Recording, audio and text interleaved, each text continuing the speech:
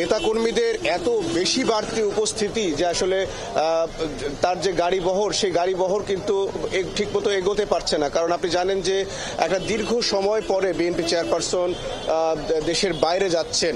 এর আগে গেল মাসে কিন্তু নভেম্বরের 21 তারিখে তিনি প্রথমবারের মতো জনসম্মুখে বের হয়েছিলেন। আমরা তখনও দেখেছিলাম প্রচুর পরিমাণে নেতাকর্মীদের উপস্থিতি, কিন্তু সেই উপস্থিতি যদি আমি এখনকার সাথে তুলনা করতে চাই তাহলে বলতে হয় কয়েক গুণ বেড়ে গেছে।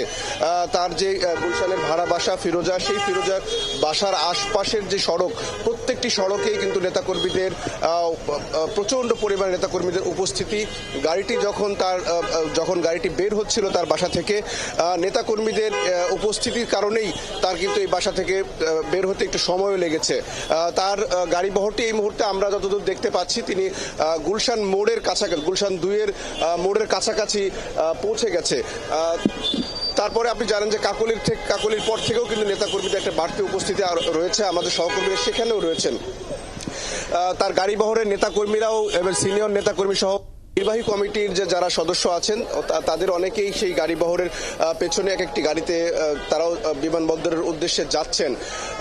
তার যেই যাত্রা, সেই যাত্রা উপলক্ষ করে আইন শৃঙ্খলা বাহিনীরও কিন্তু একটি বাড়তি উপস্থিতি আমরা দেখেছি। একেবারেই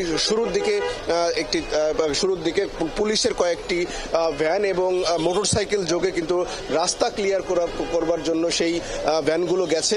এরপরে আমরা দেখেছি যে তার যে ব্যক্তিগত সহকারী শিমুল বিশ্বাস, তার গাড়িটি গেছে। এরপরে বিএনপির চেয়ারপারসন বেগম খালেদা যে একটি সাদা গাড়িতে কিন্তু তিনি সওয়ার হয়েছেন। এর পেছনে আমরা দেখেছি যে তার ব্যক্তিগত যিনি চিকিৎসক ডাক্তার AJM জাহিদ হোসেন, তার গাড়ি, এবং তারপরে ইশরাক হোসেন সহ একে একে নেতাকর্মীরা কিন্তু বিভিন্ন গাড়িতে কিন্তু তারা রওনা করেছেন।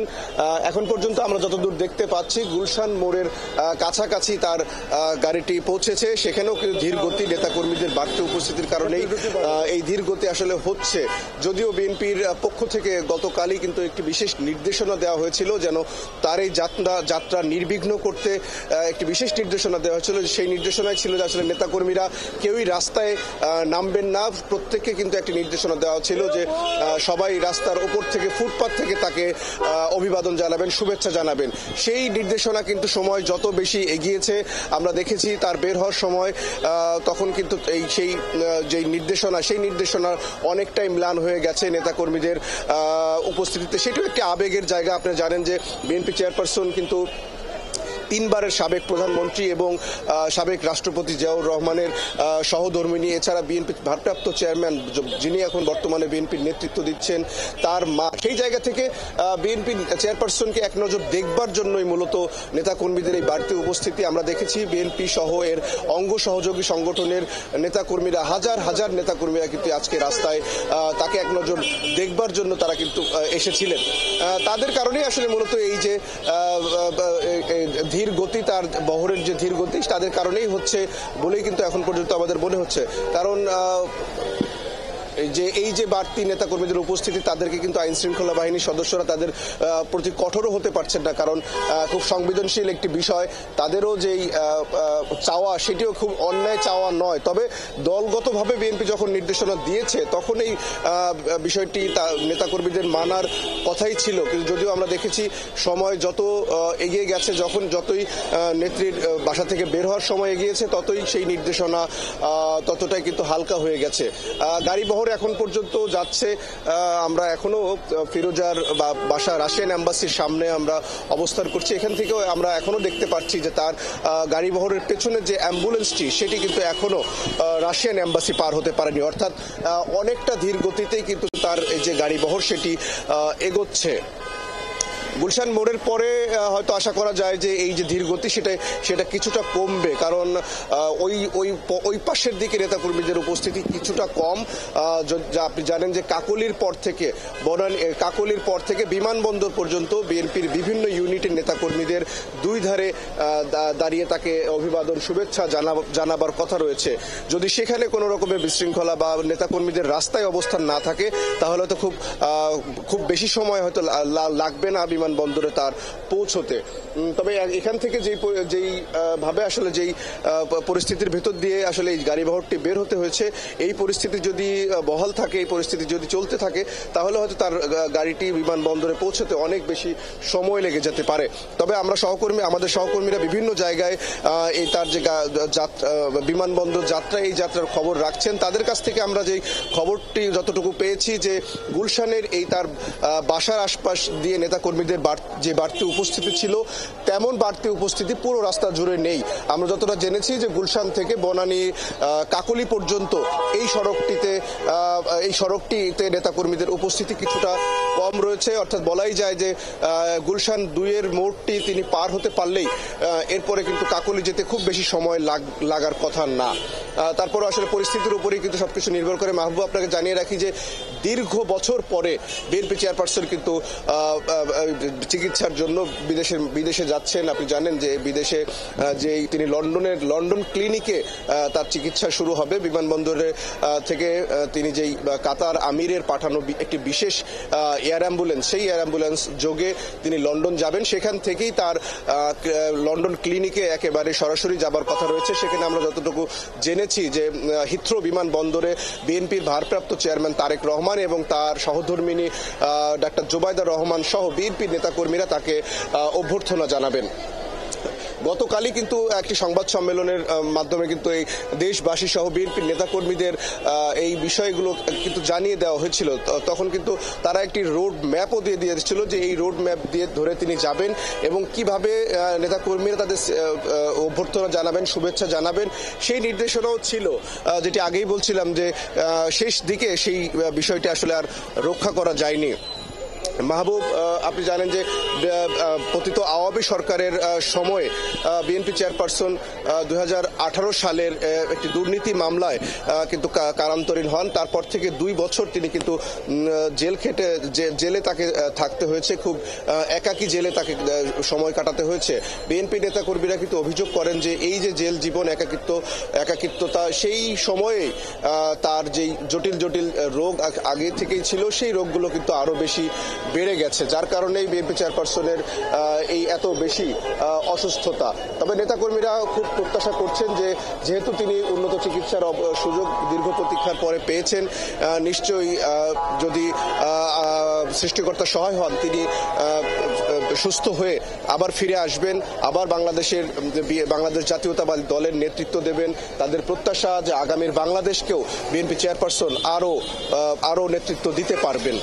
তারা বলছেন যে আসলে বিএনপি চেয়ারপারসনের মতো একজন আপোষহীন নেত্রী বাংলাদেশের জন্য অনেক বেশি প্রয়োজন, কারণ তার কিন্তু সুযোগ ছিল। মাহবুব, আপনি জানেন যে আওয়ামী লীগ সরকারের সময় তার যে সাজা হয়েছিল, সেই সাজা কিন্তু 2020 সালের করোনা মহামারীর সময় একটি নির্বাহী আদেশে তার সাজা স্থগিত করা হয়েছিল এবং তাকে বাসায় থাকবার সুযোগ দেওয়া হয়েছিল।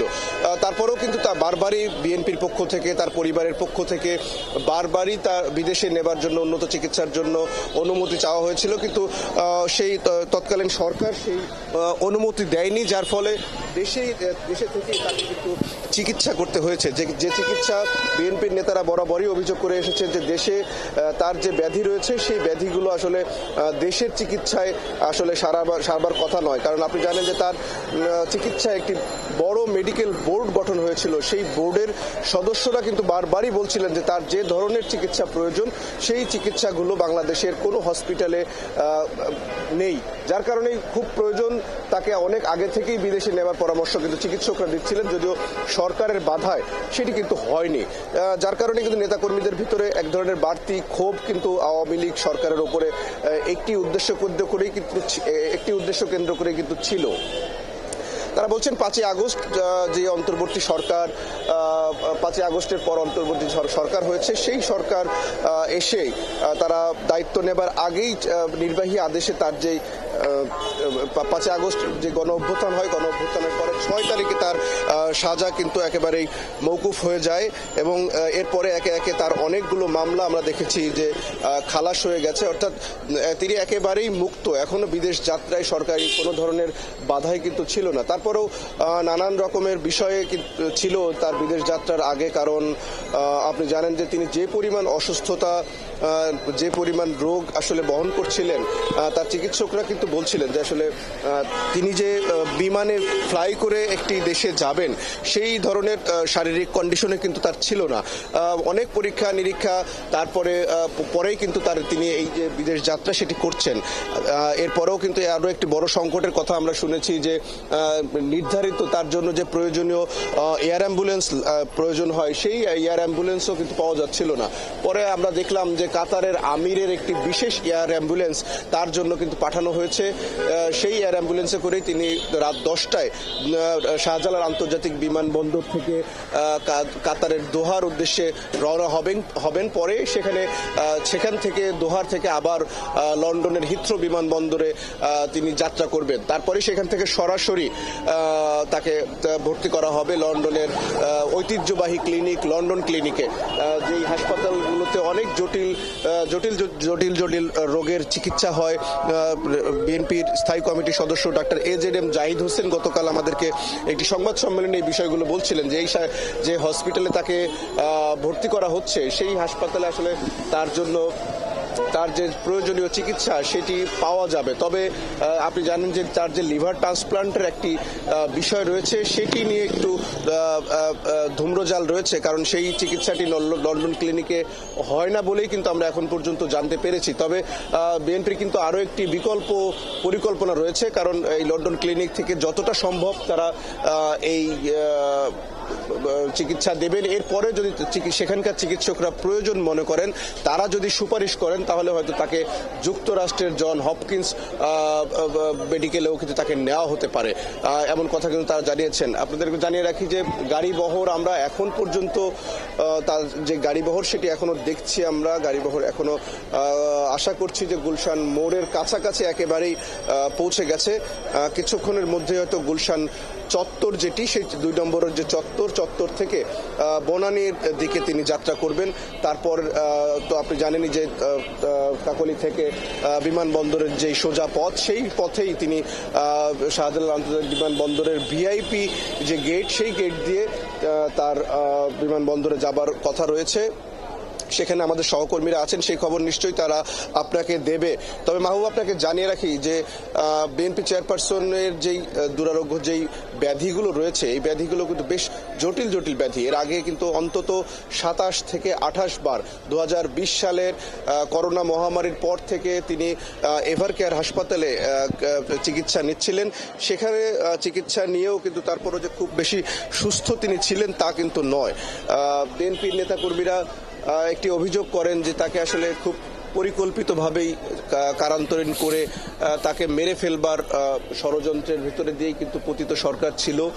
যেহেতু সেটি হয়নি, তারা করোনার পরেও কিন্তু নানান রকমের দুর্ভোগে তাকে ফেলবার চেষ্টা করেছেন। তারপরেও তাদের দাবি যে বিএনপি নেতাকর্মীদের যেই প্রার্থনা সৃষ্টিকর্তার কাছে যে তাদের নেতাকর্মী, তাদের নেত্রীকে তাদের মধ্যে ফিরিয়ে দেওয়ার যে প্রার্থনা, সেই প্রার্থনা সৃষ্টিকর্তা কবুল করেছেন, যার কারণে তিনি এখনো সুস্থ আছেন। তাদের প্রত্যাশা যে তিনি আরো অনেক দিন সুস্থ থাকবেন এবং লন্ডনে যে চিকিৎসার জন্য যাচ্ছেন সেখান থেকে পুরোপুরি সুস্থ হয়ে বাংলাদেশে ফিরে আবারও দলের হাল ধরবেন এবং বাংলাদেশকে নেতৃত্ব দেবেন। চেয়ারপারসনের যেই আরো বেশি কয়েকটি যেই রোগ রয়েছে, আপনি জানেন যে লিভারের সমস্যা রয়েছে তারপরে কিডনির জটিলতা রয়েছে, ডায়াবেটিক্সের মতো জটিল রোগ রয়েছে, নানান ধরনের রোগে কিন্তু তিনি আক্রান্ত। তারপরেও খুব আশা নিয়েই বিএনপির নেতাকর্মীরা আছেন। সেই জায়গা থেকেই অনেকের ভেতরে শঙ্কা আশঙ্কা সব মিলিয়ে তারা এসেছিলেন।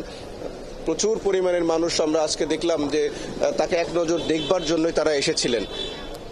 তাদের প্রত্যাশা যে আসলে যেই চিকিৎসার উদ্দেশ্যে যাচ্ছেন তিনি হয়তো সুস্থ হয়ে ফিরে আসবেন এবং দলের হাল ধরবেন। আরও একটি বিষয়, বড় একটি বিষয় রয়েছে, জানেন যে আওয়ামী লীগ সরকার যখন ক্ষমতায় ছিল তারপর থেকে বিএনপির যে ভারপ্রাপ্ত চেয়ারম্যান তারেক রহমান তিনিও কিন্তু দীর্ঘদিন দেশান্তরীণ রয়েছেন।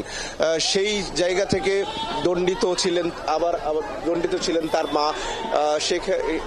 আমরা একটি বিশৃঙ্খলা একটু এখানে দেখছি, কিছু নেতা কর্মীদের একটু বিশৃঙ্খলা পেছনের দিকে লক্ষ্য করছি। যদিও গাড়ি বহর পুরোটাই চলে গেছে, তারপরে এটা হয়তো অন্তর্কোন্দল হতে পারে দলের নেতা কর্মীদের, পুলিশ সেটি সামলাবার চেষ্টা করছে।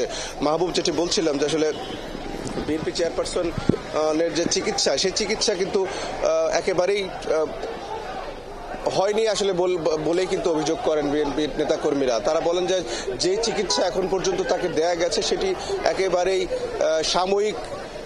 সাময়িক চিকিৎসা তাকে দেওয়া গেছে এভারকেয়ার হাসপাতালে। তার উন্নত চিকিৎসার জন্য বারবারই তার যেই চিকিৎসায় গঠিত মেডিকেল বোর্ডের সদস্যরা বারবারই পরামর্শ দিয়েছিলেন বিদেশে নেবার জন্য।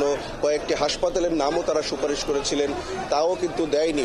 পরবর্তী সময় আমরা দেখেছি যে চেয়ারপারসনের চিকিৎসার জন্য জার্মান থেকে, আমেরিকা সহ বিভিন্ন জায়গা থেকে, চায়না থেকে বেশ কয়েকজন চিকিৎসক তাকে এসে দেখে গেছেন। তাদের তত্ত্বাবধানে কিন্তু এভারকেয়ার হাসপাতালে শেষ পর্যন্ত তার চিকিৎসা চলছিল।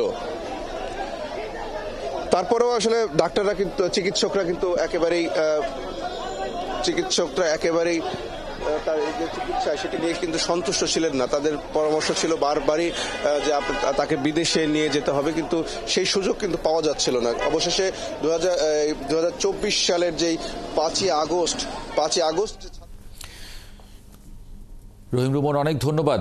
সহকর্মী রহিম রুমন বিএনপি চেয়ারপারসন বেগম খালেদা জিয়ার গাড়ি বহর থেকে বলছিলেন। গাড়ি খুব ধীর গতিতে যাচ্ছে, কারণ অসংখ্য নেতাকর্মী রাস্তায় দুপাশে জড়ো হয়েছেন এবং তারা এক নজর দেখতে চাইছেন, তারা শুভেচ্ছা জানাচ্ছেন, দোয়া করছেন বেগম খালেদা জিয়া যাতে সুস্থ হয়ে আবার দেশে ফেরত আসেন। আমরা জানি এরই মধ্যে বেগম খালেদা জিয়াকে যে এয়ার অ্যাম্বুলেন্সটি করে তিনি আসলে লন্ডনে যাবেন, সেই এয়ার অ্যাম্বুলেন্সটি কাতারের আমিরের বিশেষায়িত একটি এয়ার অ্যাম্বুলেন্স, এবং সেই এয়ার অ্যাম্বুলেন্সটি হজরত শাহজালাল আন্তর্জাতিক বিমানবন্দর থেকে রাত 10টায় হিথ্রোর উদ্দেশ্যে ছেড়ে যাওয়ার কথা।